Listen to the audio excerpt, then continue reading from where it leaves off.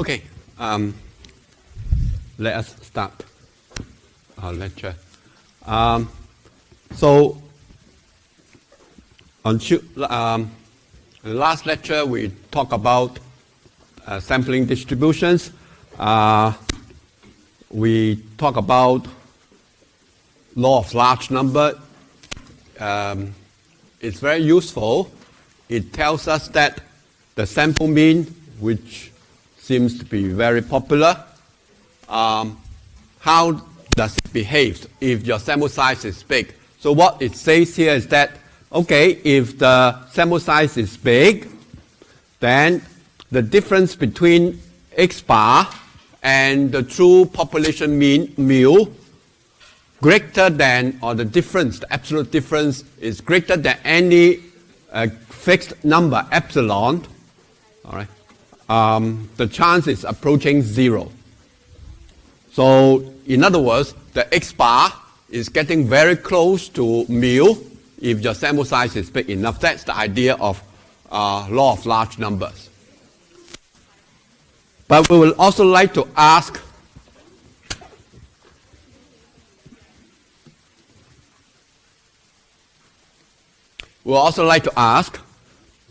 how does X bar behave? So the law of large numbers only says that the X bar is close to mu. But how does it behave? So the central limit theorem tells us how X bar behaves. So this is what we are going to discuss today. All right, so central limit theorem. Whenever you have a theorem or have something, some statement, okay, in order to be true, you better check the conditions for which this statement is true. So for central limit theorem, in order the results applies, there are certain conditions that you need to fulfill. So here we are considering a sample, a random sample, x1, x2 up to xn. All right? And they can be from any distribution. So in other words, it does not matter which distribution that they are from. All right? So, but we still need some requirement, we still need some condition. So we need to know that that distribution has expectation equal to mu and a variance, finite population variance. So the variance equal to sigma square. Of course, there are distributions with variance which is infinite. All right? An example is Cauchy distribution. But don't worry about that. So long as the distribution has mean mu and finite variance sigma square, then we can apply this central limit theorem. So what is the statement of the central limit theorem? It says that then this X bar, the distribution of X bar, will follow approximately normal. Approximately normal.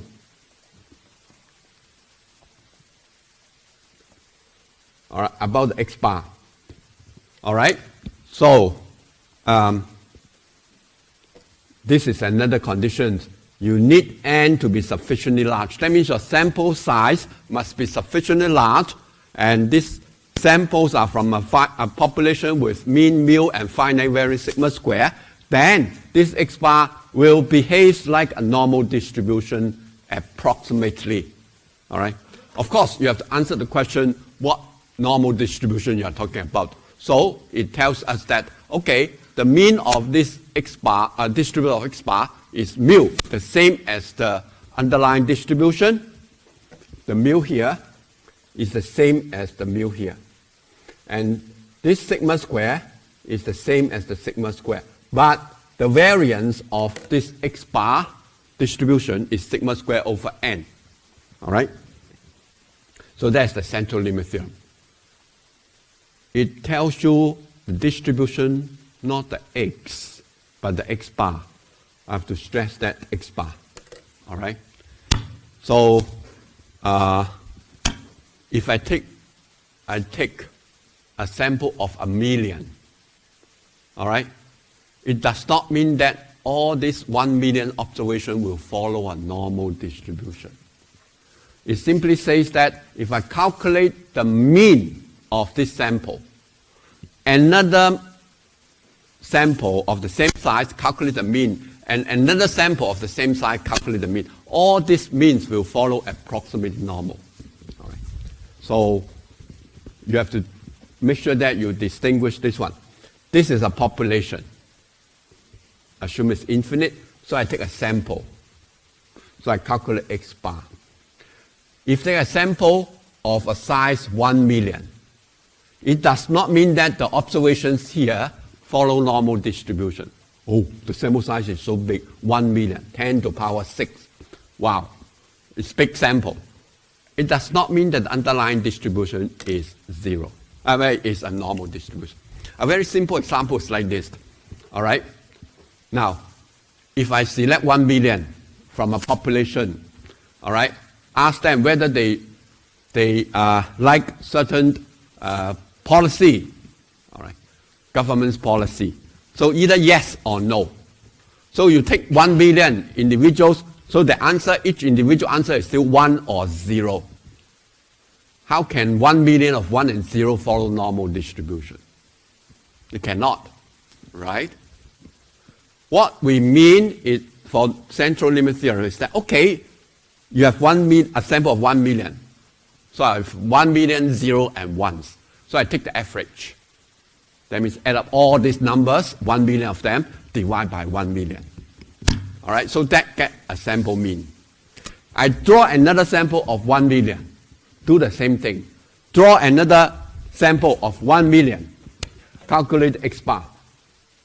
1 million of them, calculate X bar. Another 1 million, calculate X bar. So all this X bar, if I have many samples, so all these X bars will behave like a normal, approximately like a normal distribution, with a mean the same as the population mean, with a variance not the same as the population variance, but the population variance divided by n.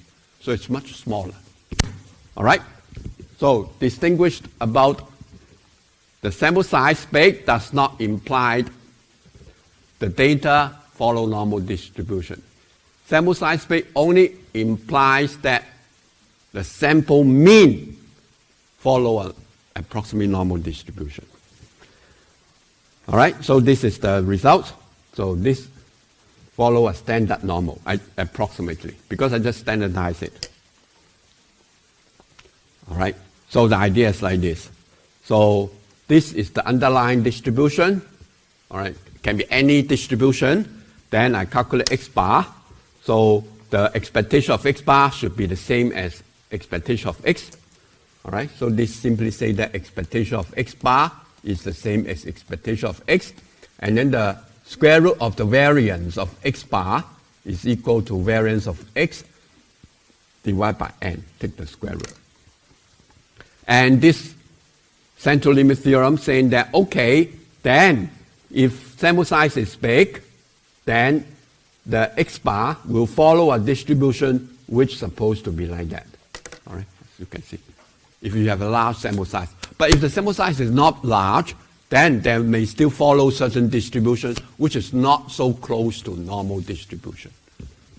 All right, so that's the central limit theorem. All right.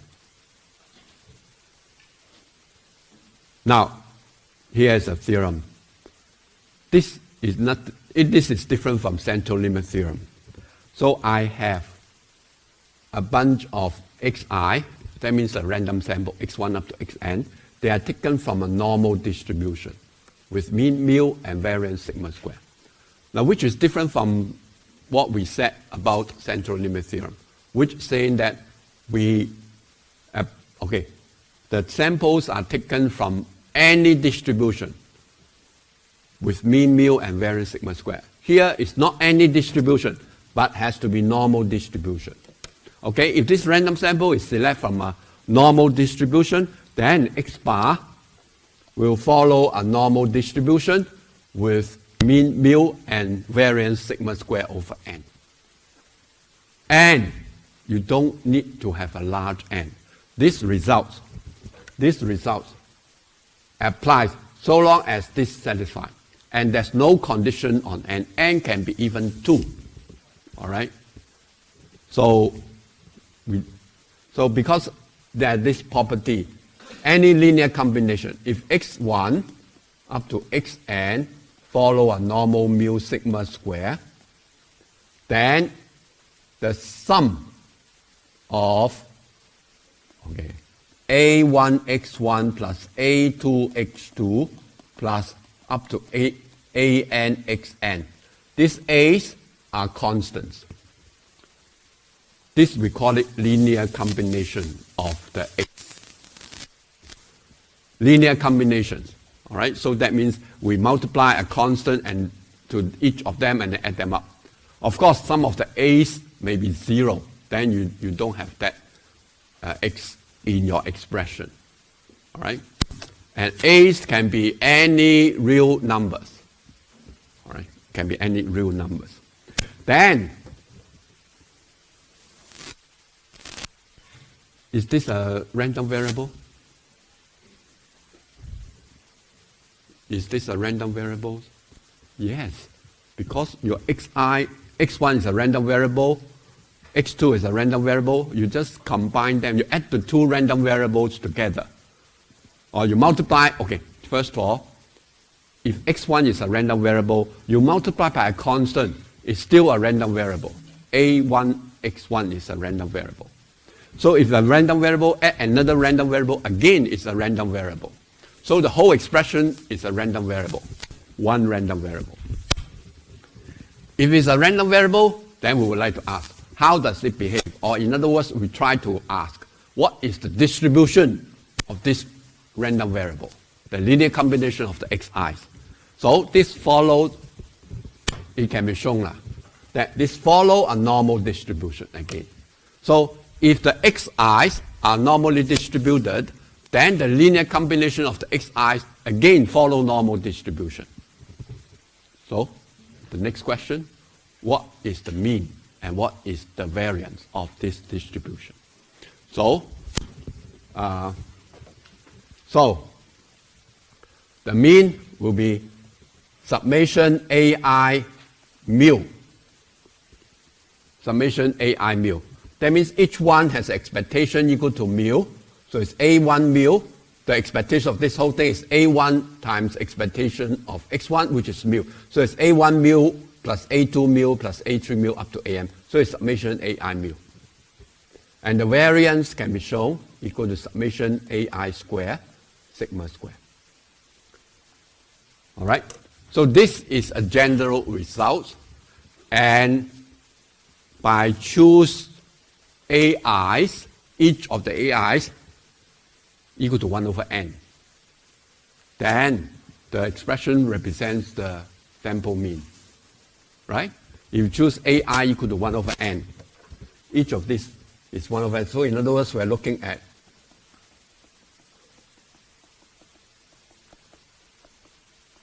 so this is just 1 over n summation xi. And this is what we call sample mean. All right, I choose ai's equal to 1 over n. Then what is the mean? The mean will be summation 1 over n times mu. What is this? You see I here? You see I here? No i's, right?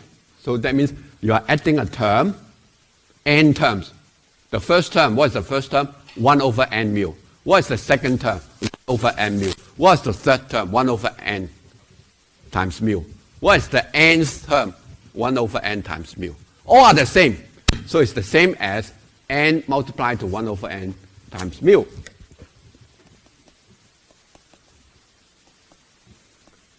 So it's equal to mu. All right, so this one, if I choose ai equal to 1 over n, then, or x bar, now at least I got it, the first one. We follow normal distribution, and the mean is mu. And how about the variance? So the variance will be, if you recall, so it's equal to variance of a1 x1 plus up to an xn is equal to a1 square variance of x1 plus up to an square times variance of xn. All right? So all these are the same. So it's equal to, or here, so it is equal to summation 1 over n square times sigma square. So again, I'm adding a term, n of them, n terms. Each term is 1 over n square times sigma square. Altogether, there are n terms. So it's equal to n times 1 over n square times sigma square. So that's why you cancel out. The answer is sigma square over n. All right. It's quite a straightforward exercise to do all this. I just have a very powerful theorem, a linear combination of normal distribution, a1, x1, a2, x2, up to an, xn. I add them together. It is again a normal distribution. And the mean is mu, and the variance is sigma square over n. I just choose a1 equal 1 over n, a2 equal 1 over n, up to an equal to 1 over n. So I have this result. All right? And this does not require the n to be large. So this is the theorem. All right. Now, if it is approximately normal, then of course x bar is approximately normal as well. All right? So I don't really need the central limit theorem. So long as the underlying distribution is quite close to normal distribution, then I can have x bar have a distribution which is approximately normal. All right? But if we have no knowledge about the underlying distribution, whether it's close to normal or not, we don't know, then we need big samples in order to have the x bar follow approximately normal distribution. So you can go to this and have some idea of, look at this simulation study. See whether,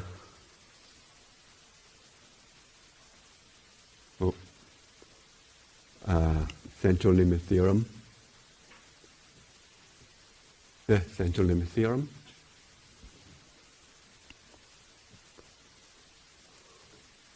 So useful.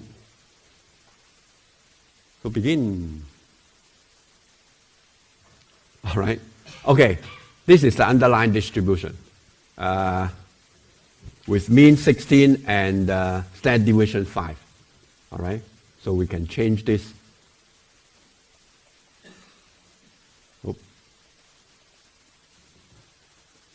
So you have to begin.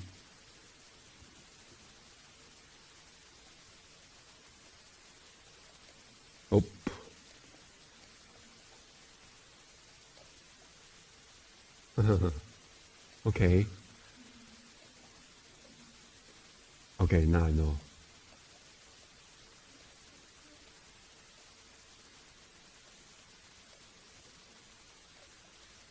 Okay, this is not normal. Then what to do?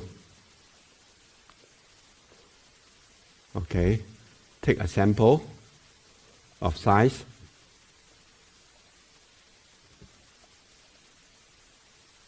Make it 5.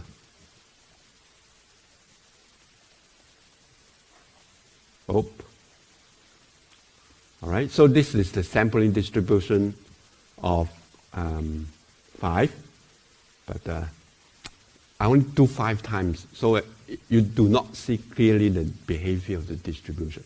Think of it, I told you I want to know the sampling distribution. I must have many example mean in order to construct the sampling distribution. So 5 is not good enough. So 10,000. So this is the distribution of the mean from a population which is not normal. All right. So you can try it out. So let's say, or in fact, this is only sample size 5. Although this is not normal, but the result is still quite good.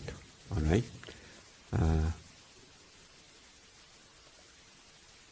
Skewed. So here, this is an underlying distribution. So I take sample of size 5. All right. And where's the sample size? All right. So sample size 5.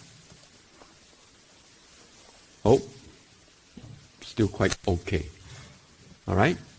Now you notice that the mean here of the sample mean distribution is quite similar to this one. Right? I don't know where I can say 8.07. This is 8.08. Right? In fact, they should be the same. They're not the same because this is only a sample. All right? Theoretically speaking, the two means are the same. If this is 8.08, then this should be 8.08. But now we're just looking at a sample of 10,000 of them. Take the average of 10,000 of them. All right, so it's quite close. And how about the standard deviation? So it should be this 6.22 is the standard deviation of the underlying distribution, and it should be 2.82, which is supposed to be this standard deviation of the population divided by square root n. And in this example, n is 5. The sample size is 5. If I change to n to 20 and run it,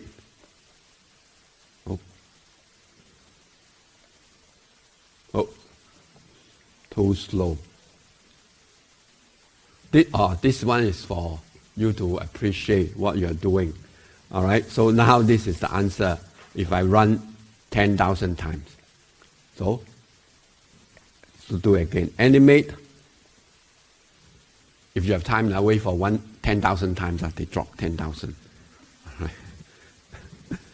right. All right. Okay. Oh, this is only 20. So they're not that stupid. I only provide you 20 times. Generate 20 samples and calculate the mean. All right. Anyway, you can try it yourself. All right. So to show that the behavior of this. All right. So to summarize, if the underlying distribution is normal, then x bar will be normal. Of course, you have to answer the question, what is the mean and what is the variance of this x bar distribution. If the underlying distribution is close to normal, then the x bar is also close to normal. We did not mention anything about sample size. So it holds for any sample size. All right? Can the sample size equal to 1? Just take 1. So it's just like the original data. I mean, if you just consider 1, then just x1. x1 behaves like x. So it's the same thing. All right? But if the underlying distribution is unknown to you, then you need sample size big in order to have the x bar distribution. Approximately, remember it's approximately normal. Okay, so let's look at example 1. So we are talking about this life, the length of the life or the lifetime of some light bulbs or something. All right. So it is approximately normal. All right. So this distribution is 800 as mean, and then standard deviation is 4. So maybe you get the idea. First of all, for all this problem, you start with x. What does x mean? X here represents a lifetime, all right, of a light bulb. All right. And then the next, once you identify the random variable, the lifetime, it can be anything from 0 to infinity. Then the next thing is x, what is the distribution? So here, the question tells us that it is approximately normal with mean 800, and standard deviation is 40. So it's 40 squared. All right? Then, now what is the next? Find the probability. So we are asked to find the probability of a random sample of 16 of them. That means we are looking at average of 16. All right? Less than 775. So we are asked to have this. To evaluate this probability. X bar with 16, with sample size 16. All right? So in order to compute this probability, you need to know the distribution of the random variable X bar for 16, for n equals 16. So this one, X bar, all right, is approximately with the mean the same as the underlying distribution, and then the variance is the variance divided by the sample size n. So once we have the approximate distribution or the distribution of X bar, then we can compute the probability easily. So it's equivalent to a standard normal minus 2.5. So in other words, in this example, X bar less than 775 is equivalent to a standard normal less than minus 2.5. So in other words, 775 is 2.5 standard deviation below the mean. Below the mean. Right. Standard deviation of X bar, remember we're talking about X bar. So we can cut this probability. And now, it seems it's funny that why I write it like that. All right. If you've got graphic calculator, you don't know this part, right? But for statistics table, usually it just gives you one side. All right? So in other words,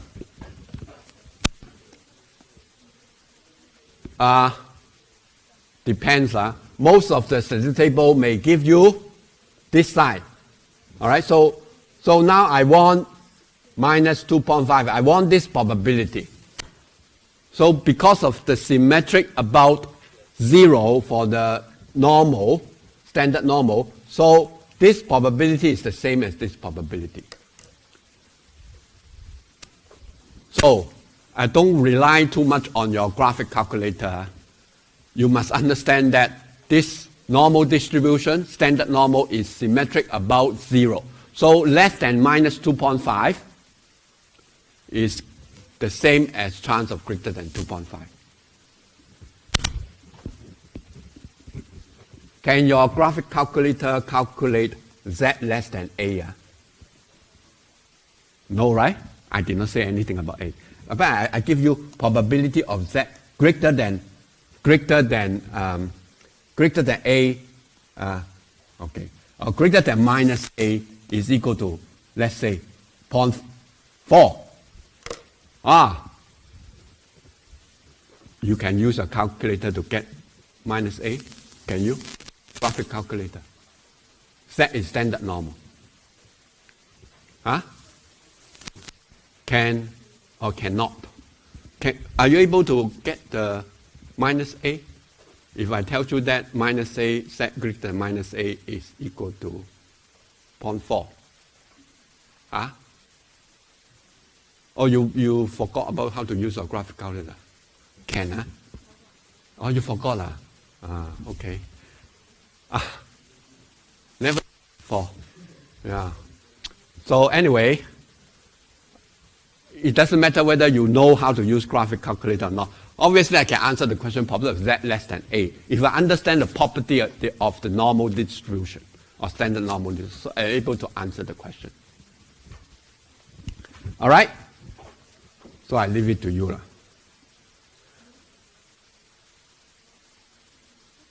So my point is, don't rely totally on your graphic calculator. You have to also know something about normal distribution, how it behaves. Okay, the second example, this X bar represents a random mean of the random sample of 75, and the distribution, the underlying distribution, is a uniform distribution. Uniform distribution. Am I right? Uniform, right? Continuous. X between 0 and 1, and the probability density does not depend on X so long as X is between 0 and 1. All right? So it's uniform. So in other words, what you are given is x follow uniform between 0, 1. So the question is, what is x bar distribution? How does it behave? So using the central limit theorem, we know that this one is approximately normal with mean expectation of x. And variance is variance of x divided by n. So n is 75. All right. But what is expectation of x? Sorry, and you have to work it out yourself. You are given this one. So you have to work out what is the expectation. If you remember, then this is just 1 plus 0 divided by 2. A plus b divided by 2. And what's the variance of x? In this example, it's b minus a squared divided by 12. All right. In other words, 1 minus 0 divided by 12. A square divided by 12. So it's 1 over 12. All right. So you want to find the probability x bar lies between 0.45 and 0.55. Then I just, this under. So by central limit theorem, x bar follow approximately normal with mean 1/2 and variance is 1 over 12 over 75. Remember, the mean is the same. I have to keep reminding you, expectation of x bar is the same as x. Expectation of x. And variance of x bar is not the same as variance of x. This is wrong. All right? So the variation will be smaller. You have to divide by n. All right, so with this, then the rest are straightforward. X bar lies between this one is the same as z lies between, a standard normal lies between minus 1.5 and 1.5. So in other words, the original statement, probability statement, x between 4.5 and 5.5 means that we are looking at what's the chance that x bar lies between 1.5 standard deviation below the mean. This 1.5, z less than 1.5, is the same as saying that x bar is 1.5 standard deviation. Minus means below the mean. In this case, the mean is 0.5. So, and the standard deviation is 1 over 12 divided by 75. So, that one turned out to be 1.5 times standard deviation of x bar. So, it is below the mean by 1.5 standard deviation. So, this is nice. It tells you, I convert x bar, because x bar between 0.5 and 0.55, I don't know what is the mean, what is the standard deviation. But after this work, it's the same as asking x bar between 0.45 and 0.55 is the same as a standard normal between minus 1.5 standard deviation and 1.5 standard deviation. So the answer is 0.8664. Okay, the third one, the third example, lambda, okay, x.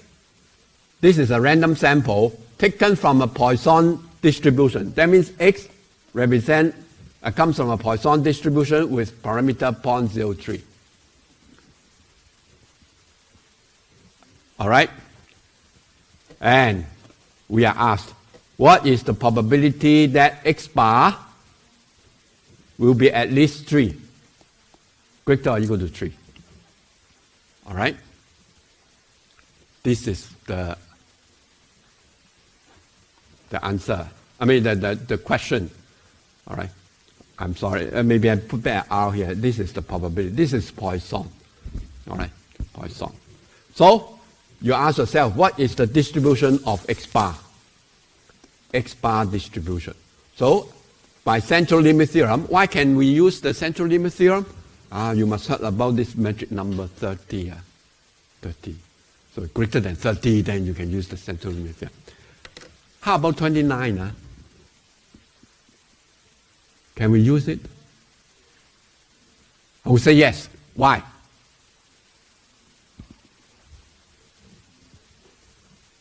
If you say yes, then I ask, how about 28?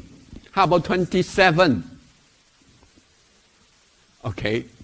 Okay, the answer, no Yes or no is okay.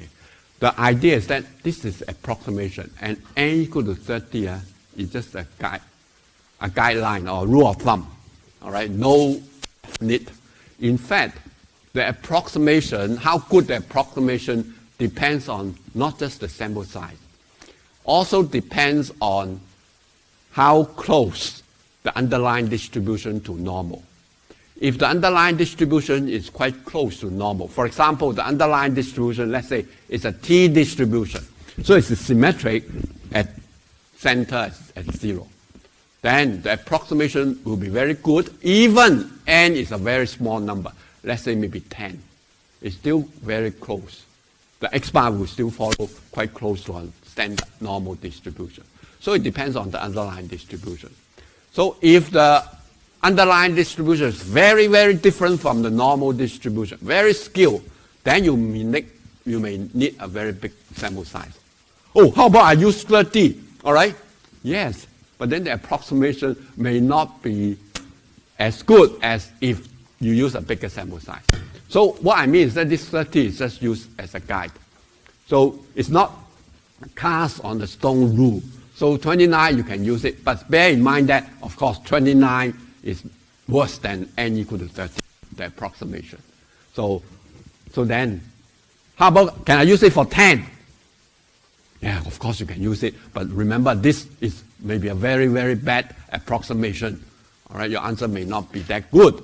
All right, so just bear in mind that the bigger the sample size, the better the approximation, and 30 is just used as a guide. All right, so 29, maybe you can still use it. But read the question carefully, or if you are told that this follow normal distribution, then we go back to theorem 2.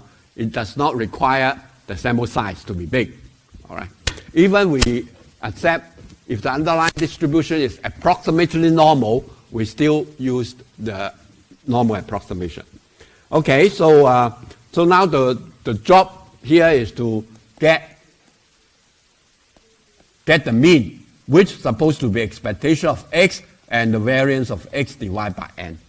Because it's normal distribution, therefore the expectation of x is 0.03 and the variance of x is also 0.03. All right? This is the property of Poisson. You should know. All right? Okay, so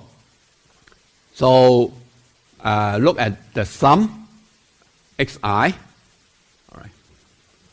right.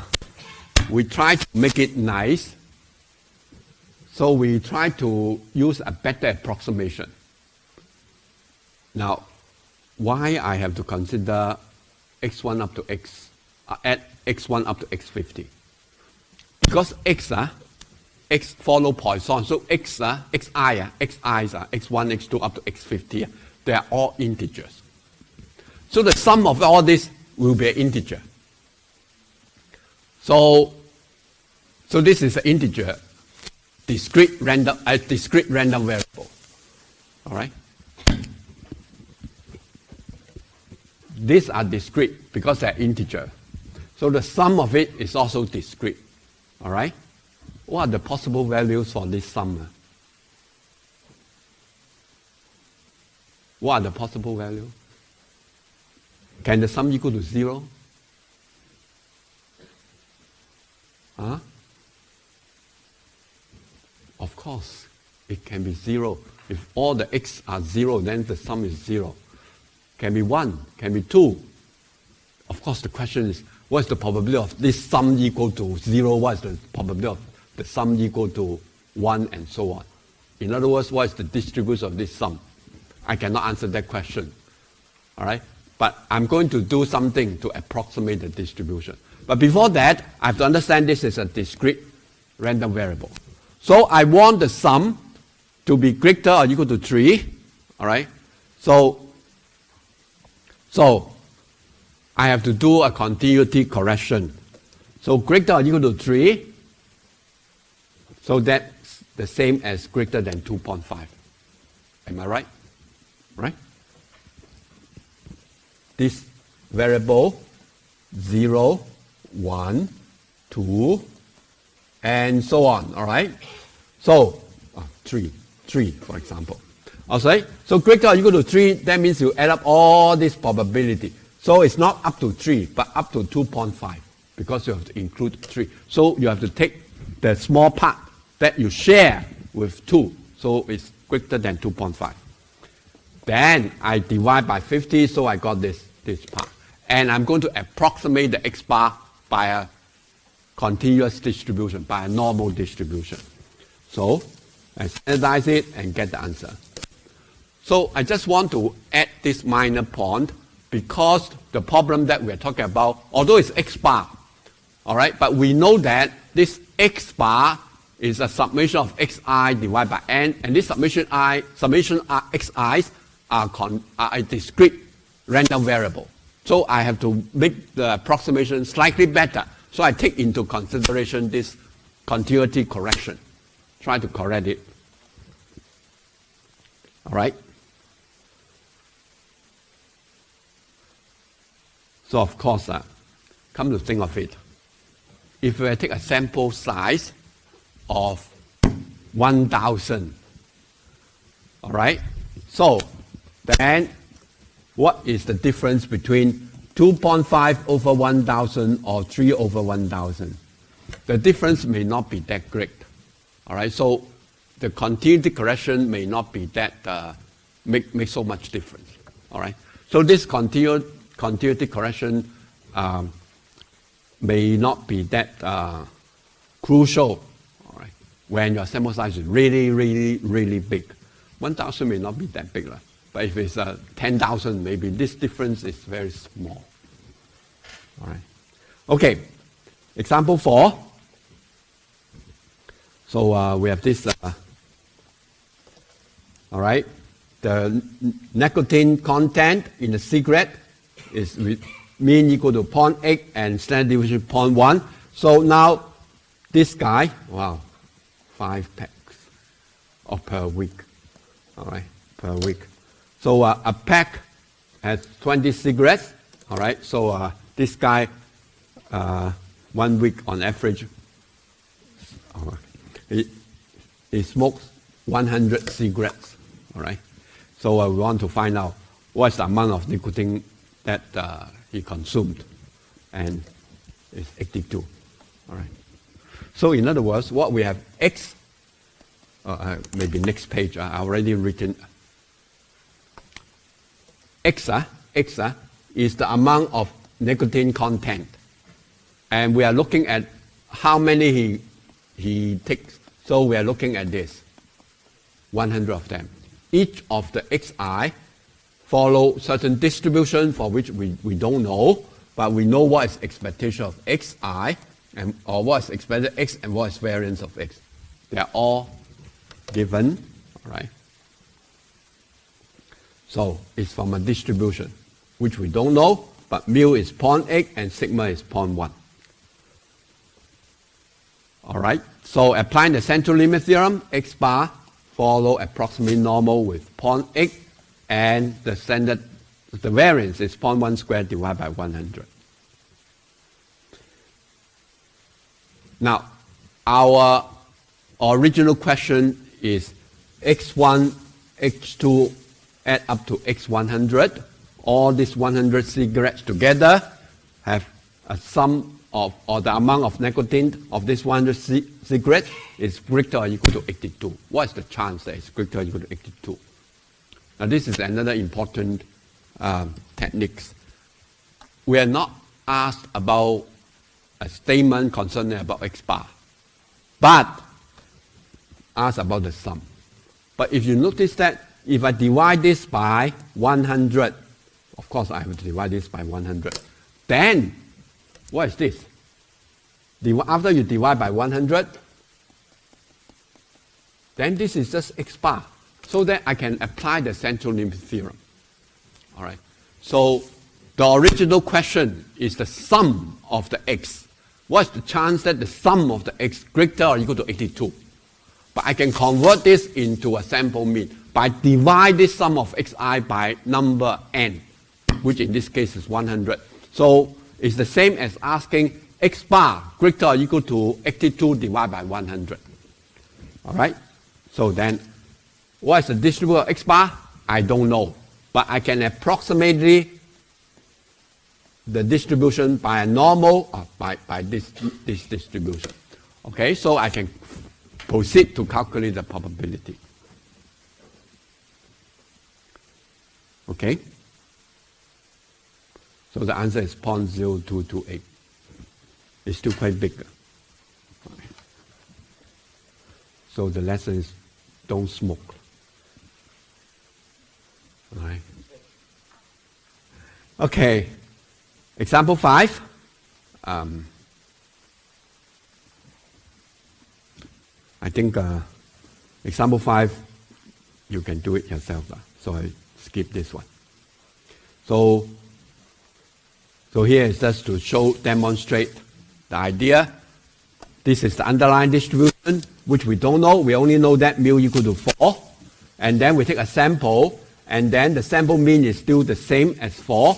And the behavior of x bar is approximately normal. And we ask what is the chance it falls between 3.5 and 3.8. So this is how we usually do, convert it to standard normal. So z is equal to x bar minus its mean divided by the standard deviation. So this will follow approximately standard normal. Because x bar is approximately normal with mean mu and variance sigma squared. All right?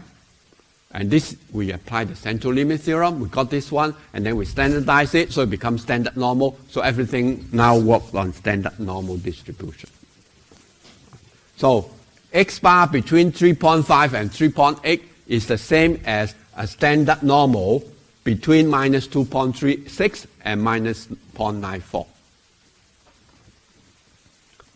And the answer is 0.1636. Okay. So we have already talked about the distribution of x bar. So now how about two sample means? x1 bar and x2 bar. So we the difference of x1 bar and x2 bar.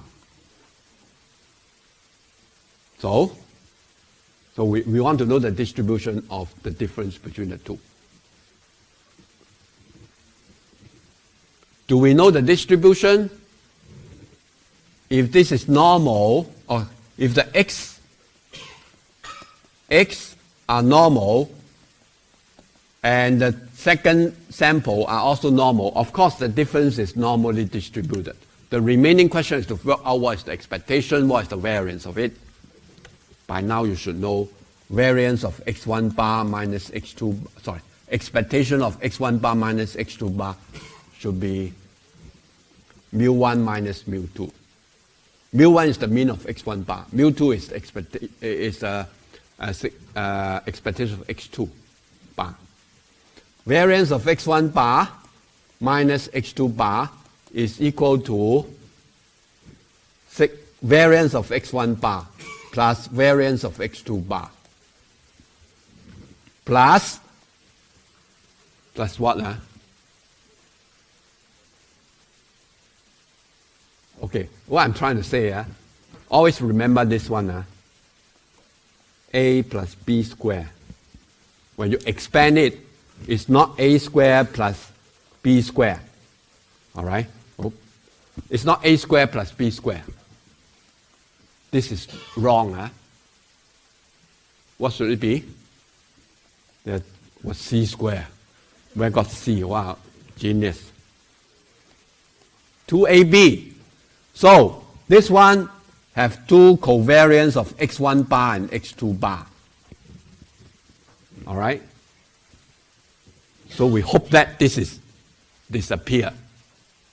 Yes, it will disappear if what? If x1 bar and x2 bar are independent. And usually, if they are from different samples, they are different samples from different populations, so this should be independent. So that's why it disappears. So please remember there is always this term. There's always this term. But under special condition, the special condition is that this x1 bar and x2 bar are independent. So the covariance is equal to 0. So it looks as if you have variance of x1 bar plus variance of x2 bar, which is sigma 1 square over n1 plus sigma 2 square over n2. All right? So this is the distribution. Okay? So this is the expectation, and this is the variance. Take the square root, so it becomes the standard deviation. And the 2 times covariance of x1 bar, x2 bar disappear because they are independent. And because the sample size is big, we assume that it's bigger or equal to 30, therefore, we have this result. Oh, wow. This is just to show that we just, okay. So, therefore, this one is approximately normal with mean mu1 minus mu2 and variance sigma 1 square over n1 plus sigma 2 square over n2. By the way, this is minus the difference between mu x1 bar and x2 bar. So the mean is mu1 minus mu2. But the variance is not sigma 1 square minus n1 minus sigma 2 square minus over n2. This is not minus. This one is not minus. This one is plus. All right? So you ask yourself, a minus b square, does it equal to a square minus b square? Okay, now this time you're smart, you remember the cross product term. But this is not true. This will be plus. All right? So that's why this is always plus.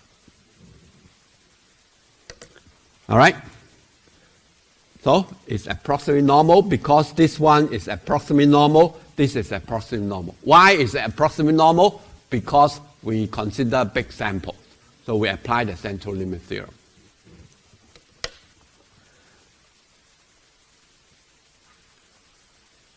Okay, so if n1, n2 are bigger than 30, then this will follow a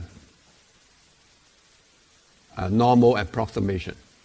And the approximation should be good, disregarding what the underlying distribution, all right, of these two populations.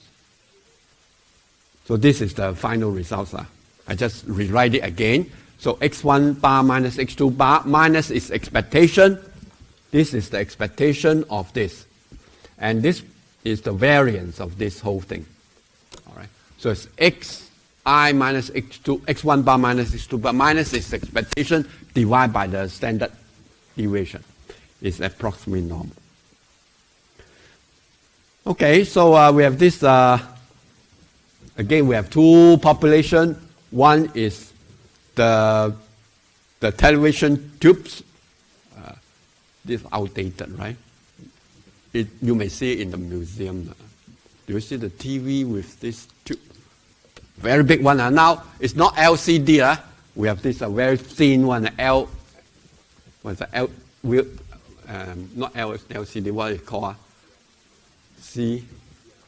CRT? No, the latest technology with 4,000 lines, right? LED is not the latest, but LED is one of them, right? OLED, right? OLED, right? So this is outdated, all right? Anyway, so this manufacturer. So basically, I try to have two groups. One from one manufacturer, the other one from another manufacturer, all right? And the lifetime, I don't know, maybe this is old stuff. Lifetime is quite long, 6.5 years. Did your television work after 6.5 years? Yes, okay. So the new technology still have a long lifetime. Okay, standard deviation is 0.9. All right.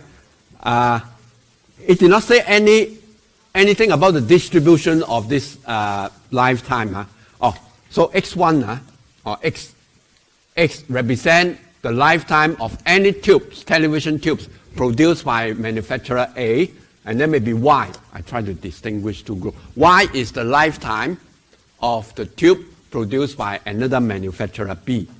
So the distribution of x is like this. Well, we don't know, but we know this mean and standard deviation. So we are asked, okay, if I have 36 tubes from A and 49 from B, okay, then what is the probability that this mean or x1, x bar minus y bar, the difference bigger than 1. So we are asked this probability. Right? The average of those 36 tubes, lifetime, and 49 TV tubes from manufacturer B, the average, the difference between this average is greater than 1. Is it? At least 1, right?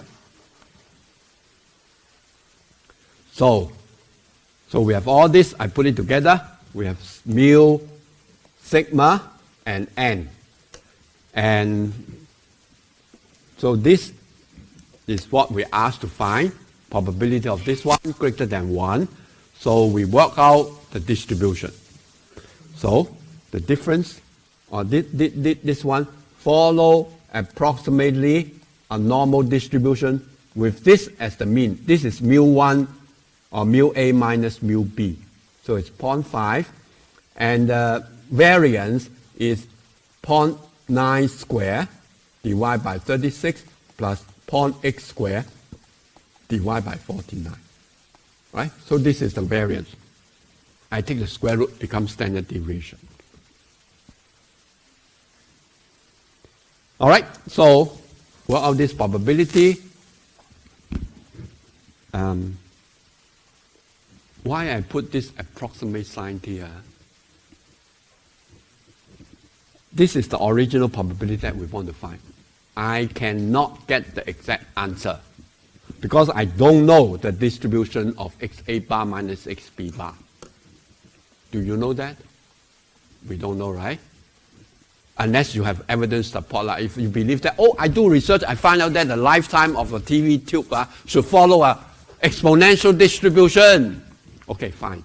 But here, in the question, you are not told what distribution, this lifetime of this TV tube from manufacturer A and the lifetime of the TV tubes from manufacturer B. We don't know the distribution. We only know the mean and the standard deviation. So that's why I'm going to apply some skill or some knowledge that we learned. So approximate this distribution by a normal distribution, and then I standardize it. So this one is an approximate answer only. Because from here to here, from this statement to this statement, all right, or from this random variable translate to Z, okay, we take an approximation. All right. So we are going to talk about 3 other sampling distributions. All right. They are S squared. But in fact, we don't talk about S squared. This is the sample variance. You see, just now we talk about X bar, and we also talk about X1 bar minus X2 bar. So now we want to talk about how sample variance behaves. So instead, we talk about this. The n minus 1 square over sigma square. Sigma square is the population variance. So this one will follow a chi-square distribution, and chi-square distribution have only one parameter, and we refer this as degrees of freedom. It's related to, in this example, it's related to n minus 1, the sample size minus 1. Another quantity that we would like to find out the distribution.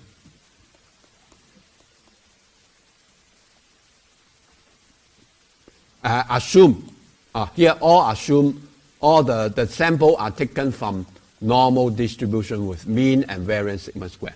So from this onward, we assume that the population is normal with mean mu and variance sigma square. So how does S square behave? I don't answer that question. Instead, I answer the question n minus 1 times S square over sigma square. That will follow a distribution called chi-square distribution. And also, I will answer, okay, What is the distribution of this one? If the underlying distribution is normal, what is the distribution of this one? Normal lah. And what's the mean? 0. What's the variance? Sigma square over n. Adding or subtracting a constant will not change the variance.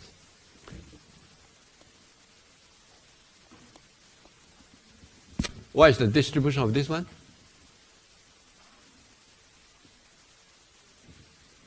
Normal. Mean? 0. Variance? I don't recognize this is the standard normal. This is the standardization minus the mean of it, divided by the standard deviation of this one, square root of the variance. So this is square root of the variance. So this is standard normal. All right? How about if I don't know sigma? Then what to do? Raise a hand. Sir, what is sigma? No one will answer you. So what to do? If you have a sample, you don't know sigma, what to do? Try to guess from the sample. So what's the best guess, you think? This is the population standard deviation. So I don't know the population standard deviation, I will estimate by the sample population. So the next question that, next statistic that we would like to find out is this is S over root n. I would like to find out how this behaves. And this follow the well-known T distribution, right? With n minus 1 degrees of freedom. And the last quantity or statistics that we're interested is, this one is x1 bar minus x2 bar. Next one, naturally we'll talk about this one, right? The difference between the two variants. But unfortunately, this is not what we want. Difference between the two means. Difference between, but we are not talking about it. So what we are going to do? We are talking about this. What is the distribution of this one? So this will follow a distribution called F distribution with two parameters. N1 minus 1. N1 is the sample size of the first sample. N2 is the second sample. So it's N. So these are all we are going to discuss in the rest of the chapter. All right? Okay, so chi-square distribution. So wow. Amazing. Not that difficult.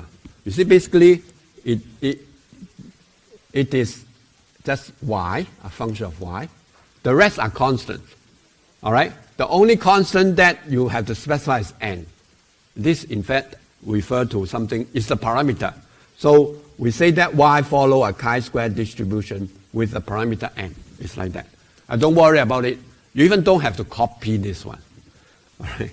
So, but at least you have some idea. It holds for positive y. So this is the PDF. Y. This is f of y. So it looks like this. It's a skew to the right distribution. But you need to know two things. All right. In fact, I did not mention here, but you may know what is the expectation of y and what is the variance of y. Remember, I keep telling you, okay, a distribution have parameters, like normal have two parameters, mu and sigma square. Poisson has one parameter. Binomial has two parameters, n and p. So how these parameters mean, related to the expectation of x and variance of x, and how to interpret these parameters. So even for chi-square, so you have to link up the parameter to the expectation, all right, and also to the variance. If I'm not wrong, expectation is equal to n, and variance is equal to 2 times n. All right. I don't bother about this. This is called gamma function. It's a mathematics. Gamma function is to integrate something. This is the gamma function. All right. n. If n is an integer, then it's equal to n minus 1 factorial. But that definition is not limited to integers. So it can be any value. Can be any real numbers. Then, of course, then it will not be n minus 1 factorial. All right. If you are mathematics inclined, this gamma function is a wonderful function. All right. Okay. So how does it behave? So you can see that for small degrees of freedom, it's quite skewed. But as the degrees of freedom getting bigger, then it's more symmetrical. More symmetrical. All right. All right. So some property, so I really put it down. So these are the expectation and the variance of a chi-square random variable. And for large n. All right. As you can see from this graph, we can show it. But then, at least from this graph, you can see that when n is 20, it's already quite symmetrical. Although this n suppose extend to infinity, but it's almost touched the x-axis. So basically, it's quite symmetrical, about 20. All right. Okay. So this is the mean, and this is the variance. So when n is large, all right.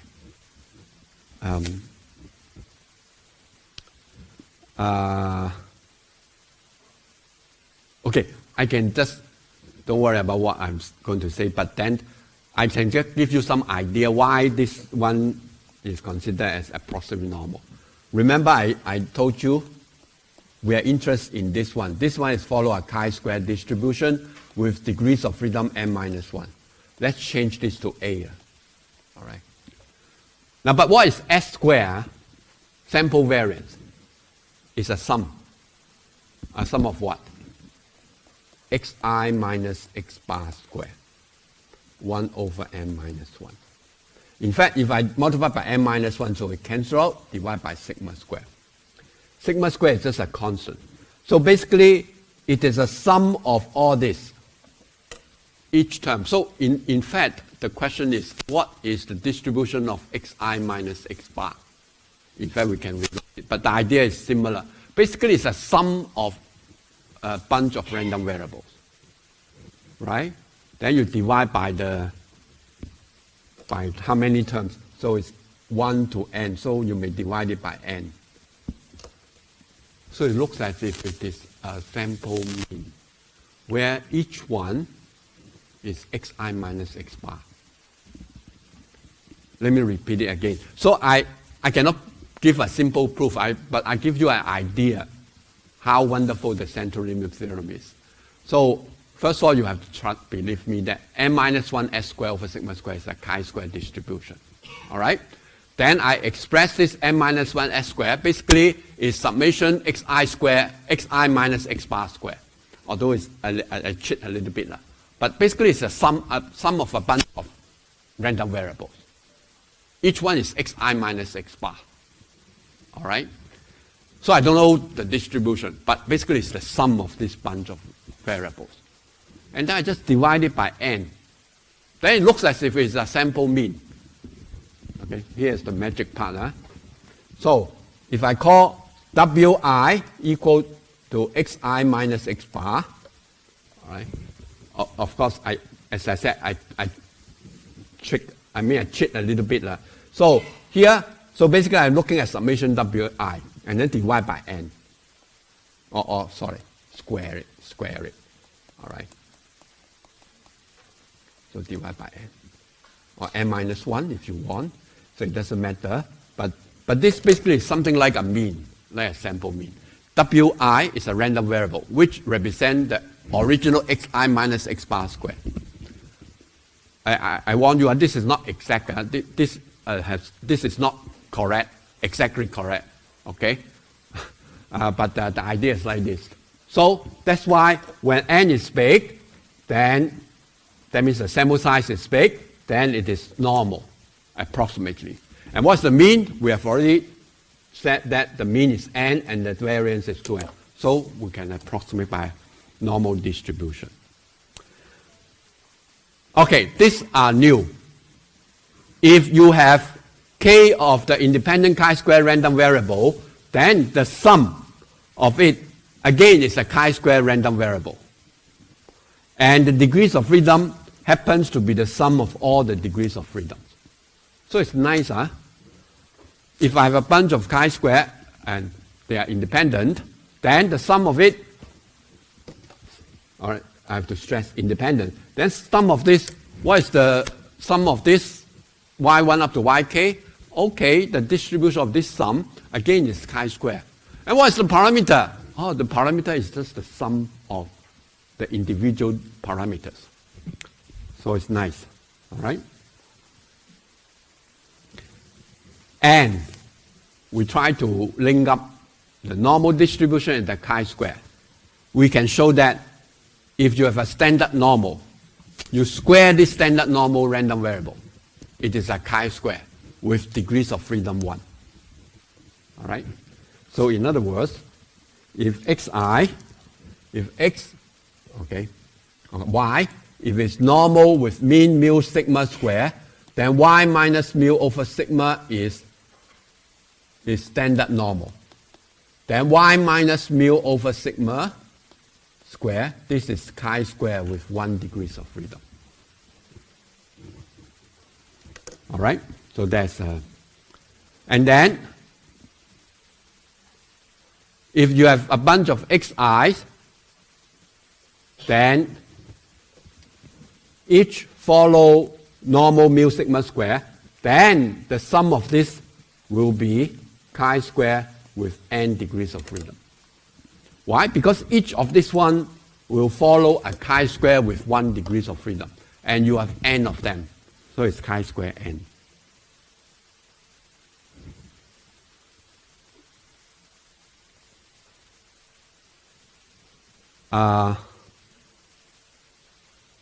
Okay, chi-square table. Okay. I'm going to upload the table like this. Where's my table?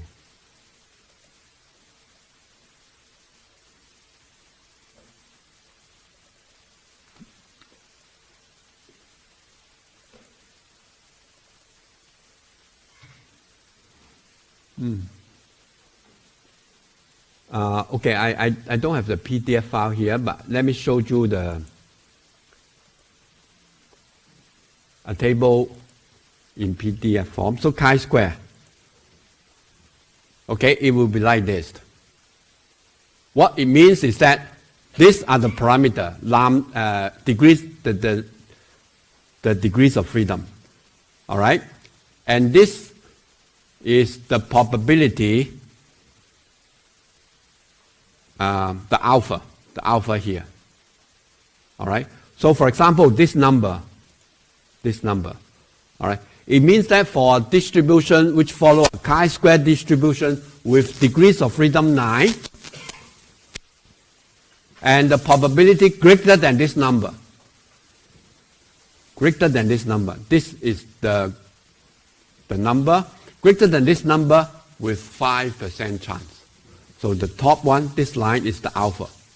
So greater than this number is 5%.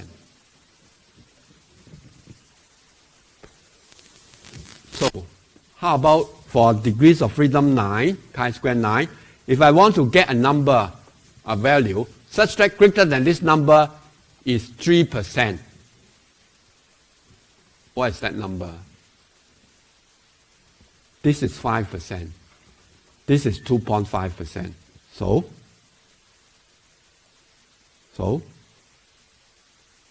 it's somewhere between these two, right? So we don't. Okay, I'm not very picky about it. So you can take the average of two, or you just take the nearest. The nearest will be, or it depends on the question, but this is the nearest, or you just take this one, all right? or a better approximation is use something called linear interpolation. Give a weighted average to these two numbers. Because 3% is closer to this number, right? So you give more weight to this number than this number, all right?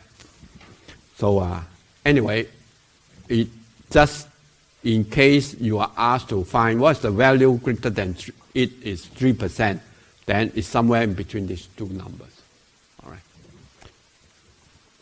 This is how we use the table. Because there are so many chi-square distributions, I can only give you finite of them, and then there are so many possible values. So I can only give you a few points. All right. So the idea is like this. So what I'm saying is that, okay, you have, oh, where are we?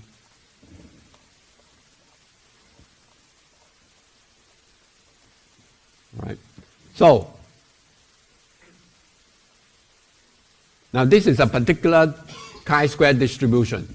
So, what the table only gives you a few points, okay, with the alpha. This is the alpha. Oh, sorry, not this part, the other part, all right?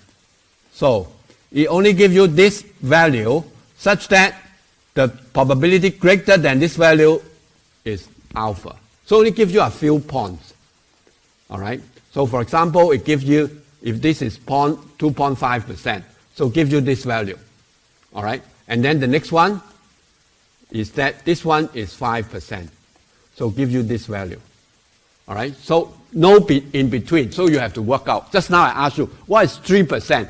So 3% should be here, so that greater than this is 3%, but it's not in the table, all right? So you have to use your own judgment to approximate that value. So you can just take the average between these two values, or take the nearest one, or take the linear interpolation. What linear interpolation is like this? So I enlarge this curve, this part. So this is the value, greater than it is 5%. This is the value, greater than it is 2.5%. So 3% is somewhere here. All right? So linear interpolation is that try to approximate by a straight line. So I take this point, although the true answer is this one. So that's the idea of linear interpolation. But if you don't get it, okay, just use the nearest one or take the average, right, of these two values. So this is how you can try it out after. Oh. Okay, how about Excel? For Excel, a little bit confusing. Excel, they work on this the left hand tail. So they give you this number and this probability. While my statistics table is the right hand tail or the upper tail. All right. So this chi-square.dst has three arguments. This is your C, this is your C, and the N is the degrees of freedom of the parameter. True means that you want to have a cumulative probability, so this will give you this probability. So this whole thing will give you this probability. So you specify C, which is this number, N is the degrees of freedom. True means that you want cumulative probability. If your graphic calculator can calculate your chi-square distribution, then you don't have to try it. This is for you to do your tutorial problems or for you to do other problems.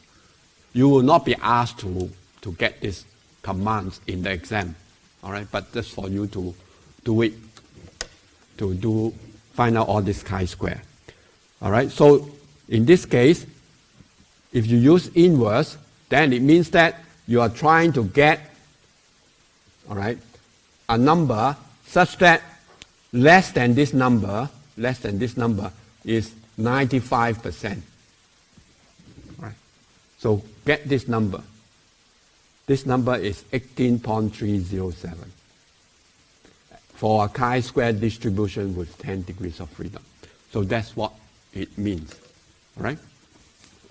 While for this one, it's ask, okay, so what is the probability? What is this value? What is it? If this is 18.307, I want a cumulative probability. So that's why the third argument is true.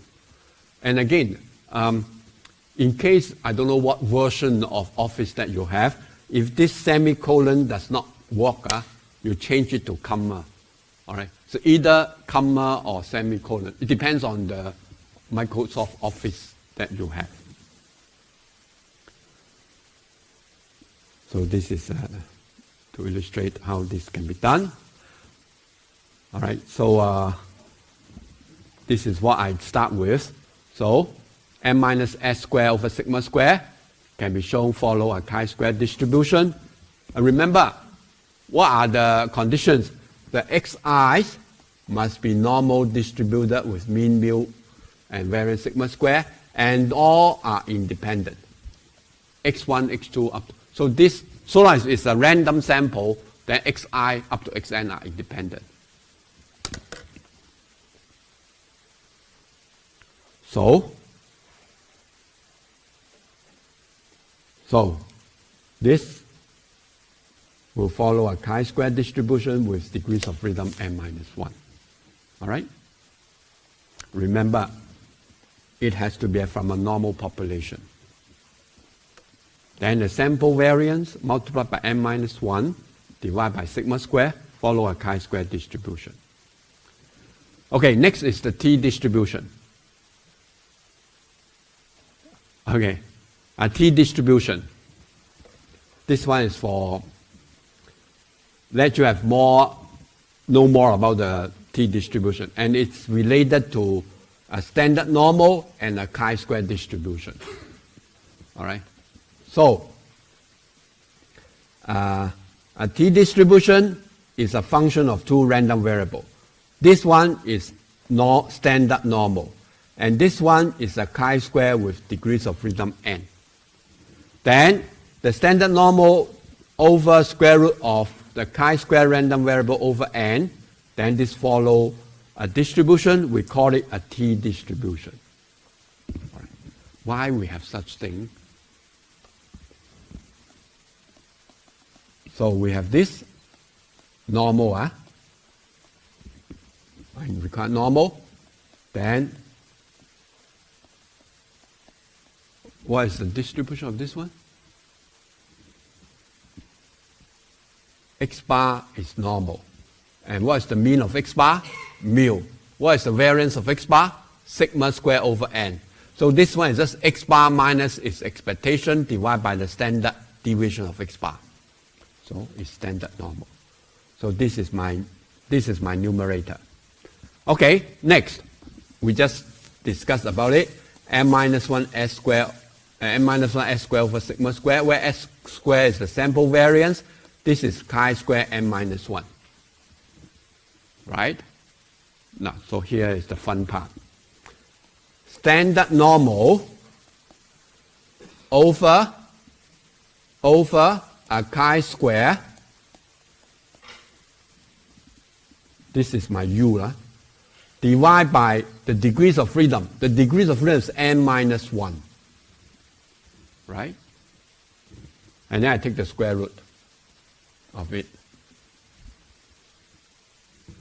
So according to I just mentioned, this follow a t distribution with n minus 1 degrees of freedom. All right, here's the fun part. This n minus 1 cancel with this n minus 1. Square root sigma square means sigma. This one also have a sigma, so cancel with the sigma. All right. So now it becomes x bar minus mu over square root s square means s over root n. S over root n. So the metric is like we replace the sigma here by the s.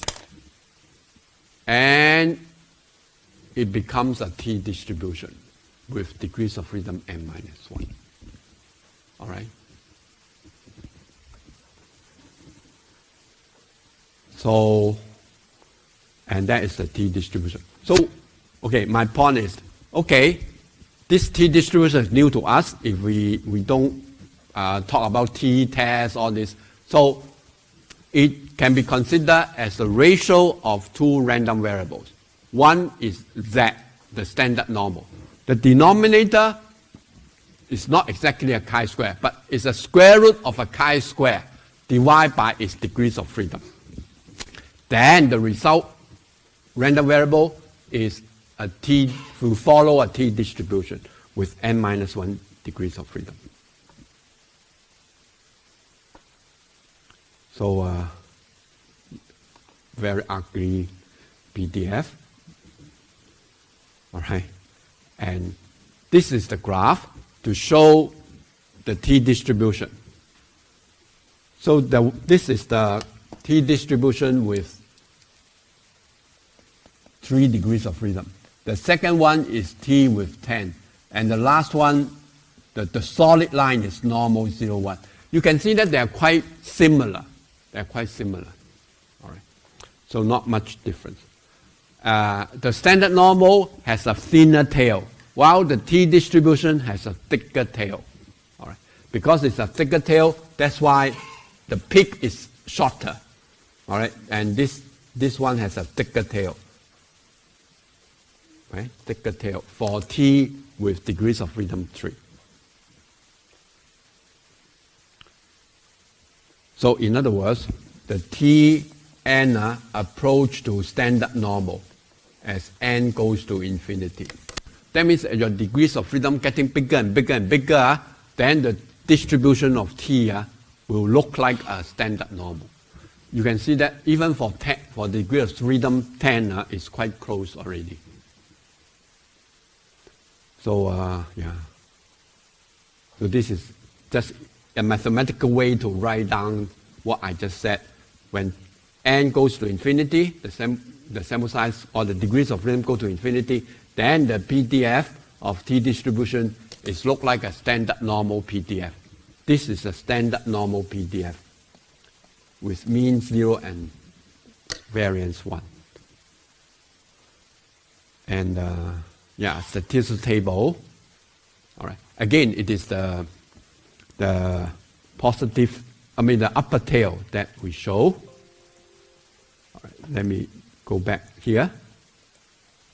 So t distribution. So it's the same as the chi-square. So the each row represents one t distribution. And t distribution is identified by the parameter, we call it degrees of freedom. And this is the probability of the upper tail. And these are the value greater than this value have the same have the probability given here.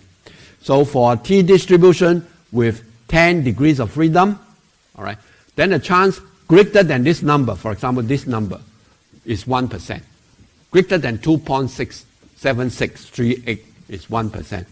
Greater than this number for t distribution with 10 degrees of freedom is 5%. All right. So that's how we read this table. All right. Then this is the expectation and the variance. The center is 0. Variance equal to n over n minus 2. Now because of that, this formula of variance of a t distribution applies only for the degrees of freedom is bigger than 2. It starts with 3. So t distribution with degrees of freedom 2 do not have a variance, a properly defined variance. All right. So we start with 3 degrees of freedom. For XL, same idea, but so it's like that. T dot dst is to compute the quantile, compute the probability, while inverse is to compute the quantile. All right, let me just explain it. Okay, so this is the t distribution. This is the quantile, so T alpha.